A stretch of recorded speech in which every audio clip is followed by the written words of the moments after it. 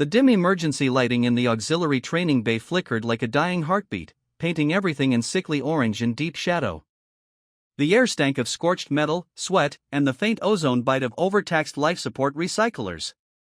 Somewhere deep in the hull of the crippled cruiser Indomitable, bulkheads groaned as the ship limped through contested space, engines whispering threats of final failure. We were hours, maybe minutes, from the Klythari boarding parties breaching the outer sections. The alarms had gone silent an hour ago, no point wasting power on noise when everyone already knew death was coming. I knelt on the cold deck plates, back against a stack of dented cargo crates, wiping blood from a split lip with the back of my hand. Sergeant Elias Kane, United Terran Marines, retired early courtesy of a plasma burn across my left thigh that still screamed every time I moved. They'd pulled me out of cryo 6 days ago because the ship was down to skeleton crew and the Klythari didn't care about treaties or parley. They cared about biomass. Ours. Across from me, crouched like a cornered animal, was Princess Reall of the Ascendant Veil. Tall, willowy, skin the color of polished amethyst under the emergency lights, her delicate arms folded tight against her chest in what I'd learned was the veiled equivalent of hugging yourself for comfort. Her compound eyes, 6 of them arranged in a gentle curve across her face, reflected my silhouette in fractured shards of black glass. She hadn't spoken in almost 20 minutes. Not since I dragged her out of the ruined observation deck after a boarding torpedo punched through and turned half the VIP section into a meat grinder. Her royal guard, 7 towering veiled warriors in ceremonial chitin armor, had died in the first 30 seconds. Elegant, precise, honorable. They'd formed a perfect phalanx, energy lances humming in perfect synchronization, and the Klythari had simply swarmed over them like locusts. No honor. No pause. Just hunger. Reall had survived because I'd tackled her behind a console the moment the first breach charge blew. She'd stared at me like I'd grown a second head. Humans don't shield royalty, royalty shields subjects. That was their way. Not mine. Now she watched me with those fractured eyes, mandibles clicking softly in distress. You are wounded, she said at last, voice like wind through crystal chimes. Your species bleeds so copiously. Yeah, I grunted, tearing another strip from what used to be my uniform sleeve to bind the gash on my forearm. We do a lot of things copiously. Anger. Fear. Stubbornness. You name it. She tilted her head, the motion too fluid, too alien. Your kind fights without elegance. Without form. I have studied the archives. Humans charge. You do not yield even when mathematics declare it inevitable. I laughed, short, bitter. It hurt my ribs. Mathematics don't bleed, princess. People do. A distant explosion rocked the deck. The lights dimmed further. Somewhere forward, someone screamed, cut off abruptly. Klythari were inside the outer rings now. Closing. Reall's mandibles trembled. My people, we meet death with dignity. We form the veil wall. We sing the lament of ascendance as the enemy comes. We do not scrabble. I looked at her, really looked. Beneath the royal poise, the perfect posture drilled into her since hatching, she was shaking. Not from cold. From the certainty that she was about to die in a way no veiled royal ever had, alone, messy, without witnesses to carry her elegy back to the homeworld. You want dignity? I said quietly. Fine. But dignity won't keep you breathing when those things come through that hatch. I jerked my chin toward the pressured door 20 meters away, its status panel flashing angry red. They don't care about your lineage. They'll rip those pretty arms off and use them as clubs if it gets them one more mouthful. Her eyes flickered, each one independently tracking my face, my hands, the improvised bandage, the blood on the deck. Then teach me, she whispered. Teach me how your kind endures. I stared at her for a long second. A princess of an ancient interstellar empire asking a busted-up marine gunnery sergeant to teach her how to survive like an animal. Something twisted in my chest, pity, maybe, or recognition. I'd seen that look before, on recruits who realized for the first time that war isn't clean. All right, I said. I pushed myself up, ignoring the fire in my thigh. But there are rules. Or no rules. That's the first one. Humans don't fight fair when we're cornered. We fight dirty. Desperate. And we refuse to die until the universe itself gets tired of trying. I stepped closer. She didn't retreat. Good. First lesson, forget elegance. I picked up a length of shattered support strut from the deck, jagged at one end, about a meter long. This isn't a ceremonial blade. It's a club. A spear. A pry bar. Whatever keeps you alive another second. I tossed it to her. She caught it awkwardly with her lower pair of hands, upper ones still folded tight.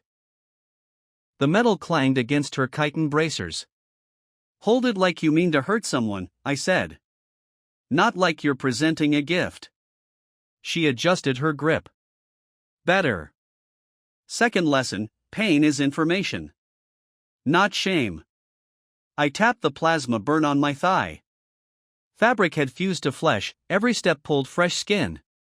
This hurts like hell. Good. Means I'm still here to feel it. Use it. Let it make you faster, meaner. When they hit you, don't scream for honor. Scream to rattle their skulls. Her mandibles clicked again, sharper this time. Third, everything is a weapon. I gestured around us at the crates, the flickering console, the loose deck panel that rattled every time the ship shuddered, the spent power cell rolling near my boot. That panel? Smash it into their face. That cell? Crack it open, let the residual charge arc into their eyes. Your own blood? Flick it so it blinds optical sensors. We don't duel. We destroy. She looked at the power cell, then at me. Something shifted in her posture, less folded, more coiled. Fourth, and this is the important one.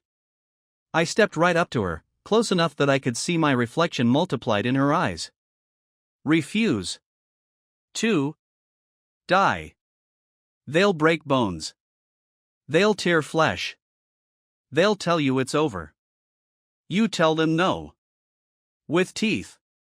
With nails. With whatever's left. Humans don't die pretty. We die ugly, loud, and we take as many of the bastards with us as we can. A low rumble vibrated through the deck, closer now. Scrabbling. Claws on metal. The Klythari were at the outer corridor. Reall's breathing changed, shallower, quicker. Not panic. Focus. Show me, she said. I nodded once. I moved to the side of the hatch, back flat against the bulkhead. She mirrored me on the opposite side, awkward at first, then smoother. She hefted the strut like a quarterstaff, lower arms low, upper ones raised. Good, I muttered. When that door blows, don't wait. Don't announce. Charge low, aim for joints, soft spots. If they grab you, bite. Claw. Gouge. Whatever you can reach.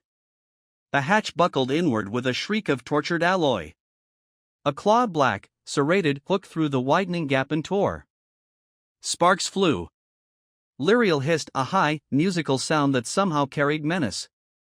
The first Klythari warrior forced its way through, hulking, multi-limbed, carapace gleaming wet with coolant fluid in someone else's blood. Compound eyes scanned the bay. It saw us. It lunged. I moved first. Low tackle, shoulder into its midsection just below the thorax plating. We hit the deck hard. Its claws raked my back, I felt hot lines open. Didn't matter. I drove my knee into the soft joint where leg met body, felt something crack. It screeched.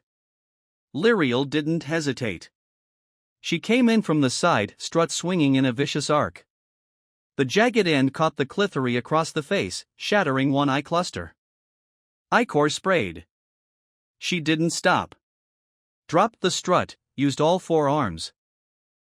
Two to pin its thrashing limb, one to claw at the breathing slits under its mandible, the last to drive stiffened fingers into the gap where armor plates met flesh. The thing bucked, throwing me off. I rolled, came up with the power cell in hand. Cracked it against the edge of a crate. Arc of blue-white energy leaped out. I jammed it against the Klythari's exposed underbelly. It convulsed. Reall didn't scream in triumph. She just kept tearing. Methodical now, desperate, refusing to let go even as another claw raked across her side, opening a long gash in her thorax. Purple blood welled. She hissed again, louder. A second Klythari pushed through the hatch. I threw myself at it, tackled low, wrapped arms around its leg, used my body weight to topple it. We crashed into crates. Something heavy fell on my leg, pain exploded white-hot. Didn't matter. Reall was there. Strut again, this time thrusting like a spear into the thing's mouthparts. It gurgled, thrashed. She yanked the strut free, spun, drove it down into the first one's neck joint while it tried to rise. The metal grated against chitin. She leaned her full weight on it, twisting. The creature stilled. Silence, except for our breathing, harsh and ragged. More sounds in the corridor. More coming.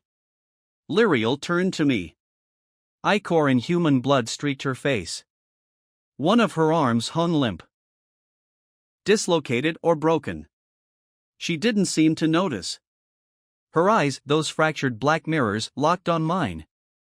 I understand now, she said, voice steady despite the tremor. You do not fight to win gracefully. You fight to live. Ugly. Messy. Until there is nothing left to fight with. I pushed myself up on one elbow, tasting copper. Yeah. And then you keep fighting anyway. She looked down at the dead Klythari, at the ruin she'd made with hands trained for ceremony, not slaughter. A third shape appeared in the hatchway, larger, heavier. Reall straightened. Raised the bloodied strut in all four hands like a banner. They will sing no lament for me if I die here, she said quietly. But they will remember the human who taught a princess to refuse death. I grinned through split lips. Then let's make sure they have a hell of a story. The next Klythari charged. We met it together, dirty, desperate, refusing to die. The bay lights flickered one last time. And somewhere in the dark heart of the ship, two species, one ancient and elegant, one young and savage, fought side by side, not for honor, not for empire. For one more breath. One more second. One more chance to spit in death's eye and say not yet.